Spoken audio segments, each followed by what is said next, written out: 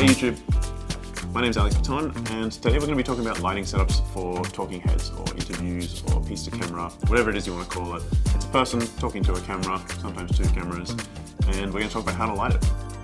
I think simplest is best, and I've been doing this for a really long time. I've lit hundreds of interviews over my years, and it's something that I really enjoy doing, and it's something that is such an integral piece to the story. I think it's a really important thing to have a really strong interview frame, because if you have a bad interview frame, you never want to cut to it. If you have a good interview frame, you never feel the urgent need to cut away from it. And it also supplements your existing footage.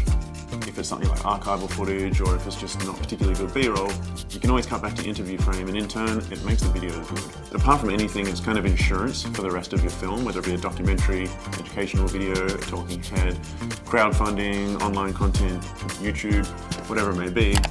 If you make your interview frame strong, you have a good piece. So, let's get into how I do mine. I just finished doing a crowdfunding video for a friend of mine who's working on a cool project, and I had this lighting set up in my living room, still ready to go. So I figured I'd just do a quick tour. There's a million ways to do it, like there is with any lighting setup, but this is one of my favorites, and in essence, it's just a big, large, single, soft light source, which is our key light. Our key light is our main source of light, and second to that, there's a hairlight that's just behind me. It's just a light panel, a little 2x2 that's kicking something off here. I don't actually have any hair, but it's doing what it should do, and it's giving a slight little rim or a hairlight back here, just to lift us off the background. So the space that I'm sitting in here is, I would say it's about 4 meters by 4 meters, and it's a pretty small space. And that's the reason we have this sort of paper backdrop here. We were short on time, we were short on props, and we're short on locations. So I just used a paper roll that you can see in the background there. And it's just something that I want to make clean and simple, so we can get him talking about his crowdfunding product. So my setup here is, it's aperture 600D. I've set it up into what's called a single C-stand booklight. And a booklight is a light that does two things to soften out light source. First is it bounces light, which is one way of softening a light source. And the second way is it bounces through a diffusion material of some kind. And right now I've got it through a full grid. And a full grid is just this opaque kind of, you can see this, it's this material that will shine light through it. The way that we get soft light, like I said, is by bouncing it and by shooting it through a material. But soft source lighting occurs when our light source is bigger than our subject. This diffusion material is now our light source, and it is a larger light source than the subject, which is my face here, that it's lighting. And on the inverse for that, if I use this little phone here as an example, hard light occurs when our light source is smaller than our subject. So this light source is a tiny little iPhone light. I put it on my face here and it looks nasty. You get like big, maybe I'll do it from the same key side here. You get hard reflections, you get hard light source. My face is bigger than the light source. If I take that away and I just use my key source here, which is a large light source that's softened, it then becomes soft light because it's a bigger light source than my face, than the subject that we're trying to light.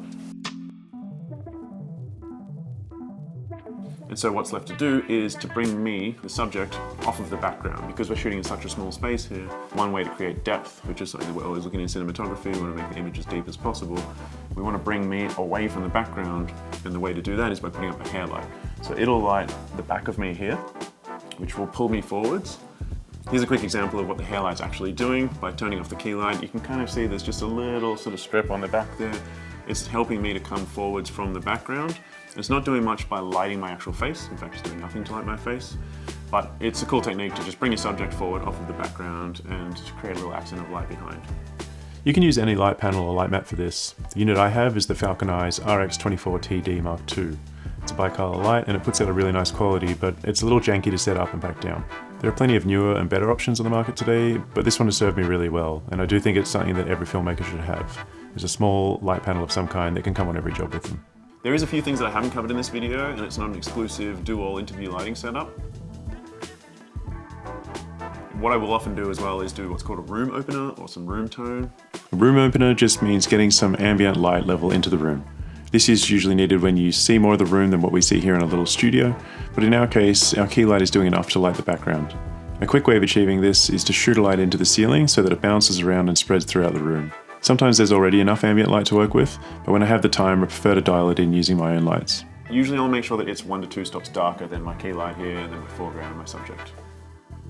A lot of the time the interview space will really help you tell the story by what you put in the background. My good friend Flo from Of Two Lands had me shoot a documentary piece with him last year about his grandfather who was a cyclist.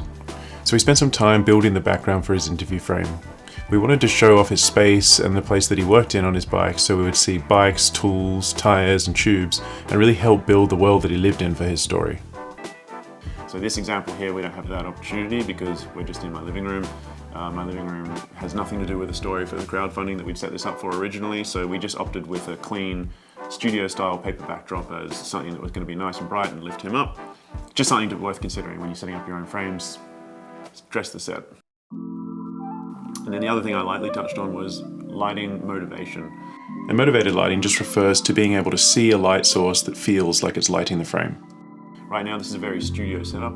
The viewer, which is you, doesn't really know where the light's coming from. It just sees light hitting a face. And that's pretty common with YouTube, it's pretty common with educational stuff. You don't really need to light using motivation for a talking head piece like this. But if it was an interview for a documentary, I absolutely would want to have some motivation there. Whether it be like a little lamp on a desk that's a practical light or something of the sort like that where it feels like a light source is coming from a place that's organic in the frame that you're seeing versus what we have here, which is just this artificial light source hitting my face. It looks nice, but we don't know where it's coming from. Just worth thinking about if you're setting up your own documentary space and you're doing a talking head, try and make it feel like a light is coming from some place that you can see.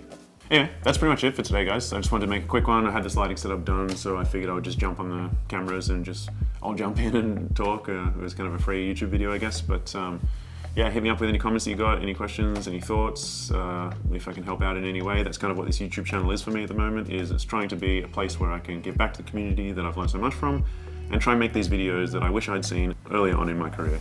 I think it's like a really generous space to be in, and I'm happy to be on this journey. So thank everyone for subscribing. Thank you for watching. Thank you for just being a part of this journey with me. It's weird, it's new, and it's fun, it's exciting, but I don't have as much time as I thought I would to make these. So if it is something that you like, let me know. It keeps me encouraged to make more, and I'll see you on the next one.